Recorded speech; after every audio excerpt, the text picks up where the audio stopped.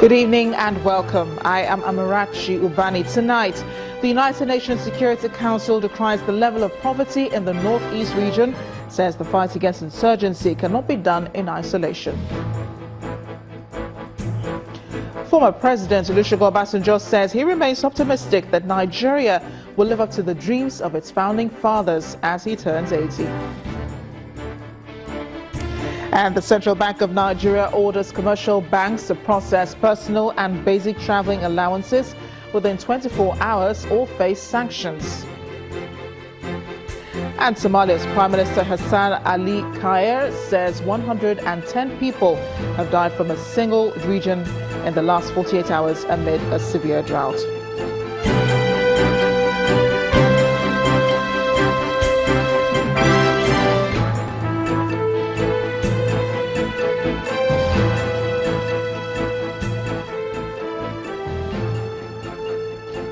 The United Nations Security Council has asked the humanitarian community to step up operations in the northeast of Nigeria. Head of the delegation, Ambassador Matthew Rycroft, said the council was shocked by the number of people affected by the Boko Haram insurgency. He says the people who have suffered in the hands of the Boko Haram are suffering a second time by the effect the humanitarian crisis is having on them.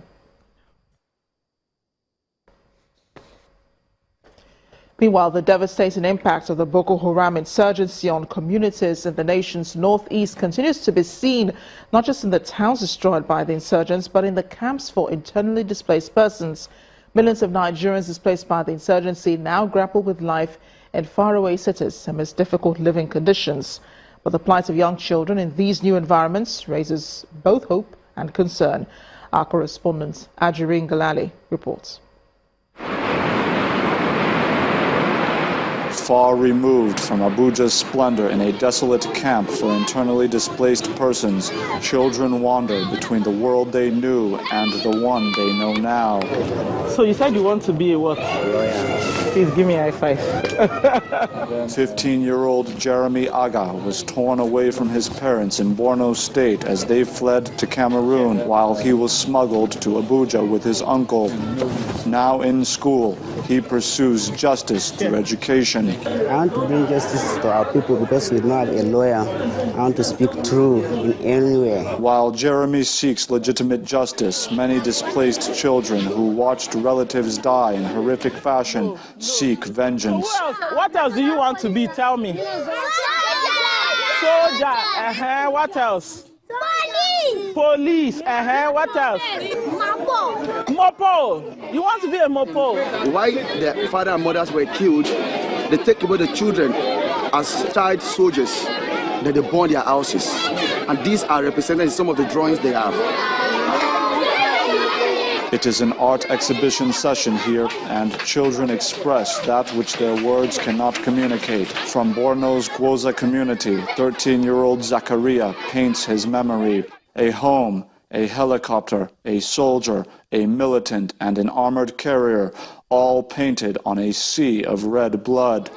Volunteer Carolyn Ronas describes the state of the displaced child. Unless we heal the emotional wounds and unless they quit becoming victims again every day, they're very susceptible to recruitment. If a child is dying of starvation, of the mind, the soul, or the body, if they're dying of starvation, they might have a choice to make someday. That choice is to live a life in extreme pain or to end it with maybe the hope of going somewhere peaceful. While traumatic memories of ambivalent killing remain seared into their impressionable minds, a residual innocence still endures, enabling them to receive the affection of volunteers.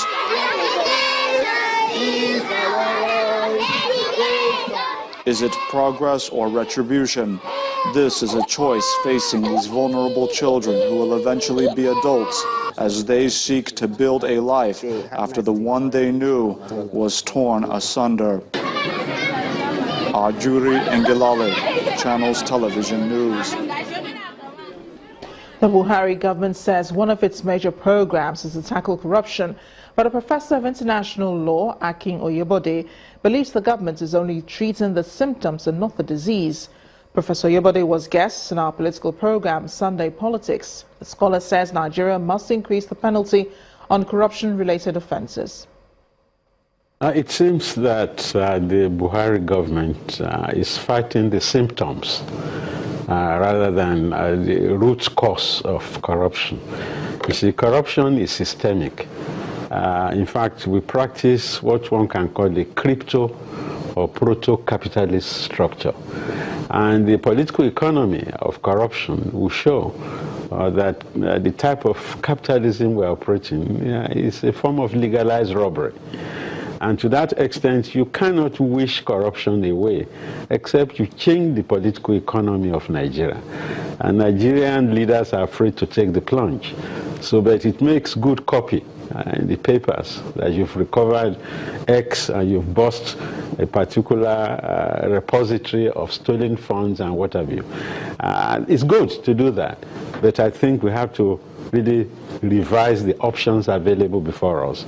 Corruption will just not go away if you cannot make it practically impossible. You made the cost so high that anybody who will go into that particular approach will have to pay a severe penalty. You must increase the penalty for corrupt practices.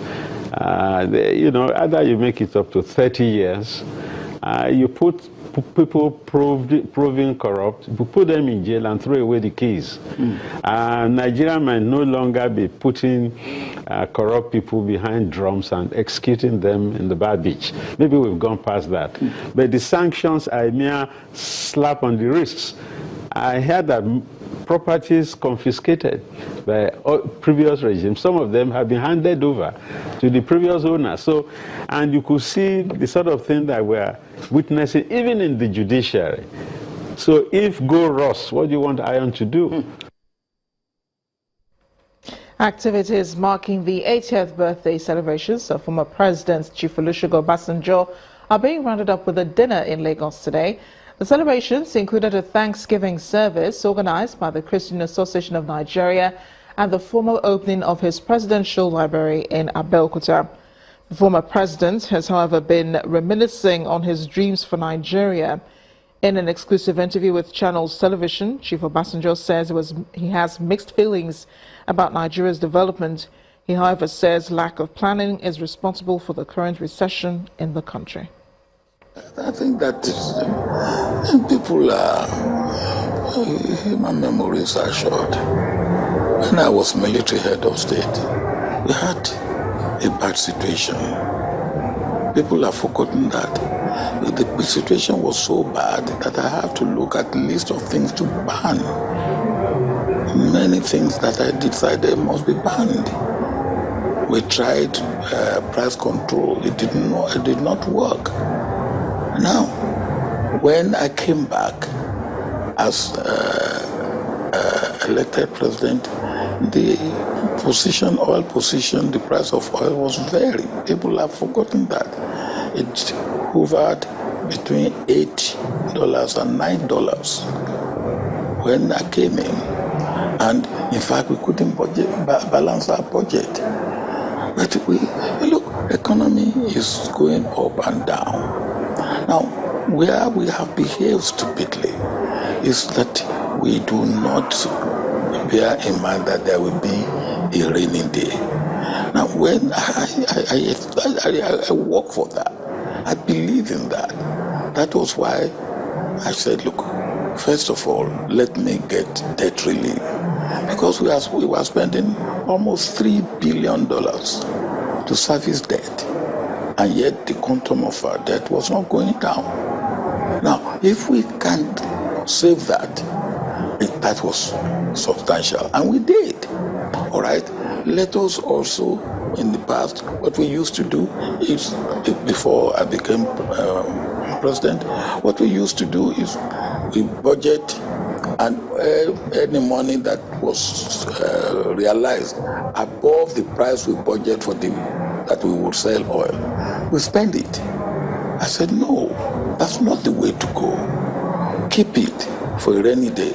And we created what we call excess crude, for lack of a better word. Now, when I was president, the governors will come, let's share this money. After all, It belongs to all of us. That is except good. And I refused. I said, the training we must save for the rainy day. They said the rains have come. The rains are here. But there was no rain then. And when the rains came, they have squandered the money. And that's why we are where we are now. So what do you think about the current revenue sharing formula? What do you think needs to be done? Already, we have too high overhead, whether it's at the state level or at the federal level or at local government level, to the extent that we don't have money for capital. I think the highest that we have had is about 30%. Now, we should be spending nothing less than 60% of our revenue on capital development. I have dream and vision of a great country. Now, the fact that Nigeria remains a united country is part of my dream. Now that Nigeria has not reached the level of prosperity, the level of greatness that I would want it to be, is part of my dream, not yet realized. But I will be a fool to lose hope. I always say I have hope. I have hope that Nigeria will be great. Former President Chief Olusegun Obasanjo. Now, last week, news broke that toxic materials have again been dropped in Cocoa Village near Warri in Delta State, and that ignited criticism and condemnation. The company allegedly involved is claiming that nothing of such ever occurred, while the Delta State government has taken samples of the substance for further laboratory analysis. In 1988, toxic waste was dumped in Cocoa Village in Delta State. One understands why community leaders rushed out with complaints of another alleged dump of toxic materials by an oil and gas company. And the community was clear in its accusation. We went there and collected samples, soil, sample, sludge, slurry, and stormwater. Laboratory analysis was conducted, results released, and it showed clearly that the waste was toxic. But 1 week after, the company in question, after turning down an initial request to speak to us, finally opens up, calling the claim of the community wicked and malicious. Our business is management of oil waste, making sure those wastes that are associated with petroleum products or for petroleum or crude oil are treated by us in such a way that they are no longer toxic. For those who said that, they have not, you cannot shave our head behind us. This position is corroborated by a member representing Cocoa and Warri North local government constituency in the State House of Assembly. That land in question, it has dispute. That very land in question has dispute between two family heads, between community boys and then between community landlords. And the man in question paid to some group of persons. And those people that they did not pay to, who claim to be the rightful owner of the land, are just the people doing all these things. The state government, in resolving the dispute, mandated the State Ministry of Environment to investigate the alleged toxic waste dumping and report back to the State Executive Council. Already, a sample of the substance has been collected and sent for laboratory analysis. I went there with my team, that's all those concerns, the Department of Sanitation, the Ministry of Environment, and the SEPA. We got there, we got a sample of the substance to send to for laboratory analysis so that we know exactly what the substance is. Because from the face view, we cannot say whether it is toxic or not toxic. The company is continuing with its business, and members of the community are keeping their cool until the results of the laboratory is made known to the public. Then they will decide what action they will take.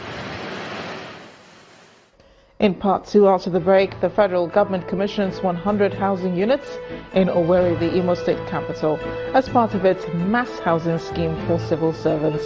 To join us again.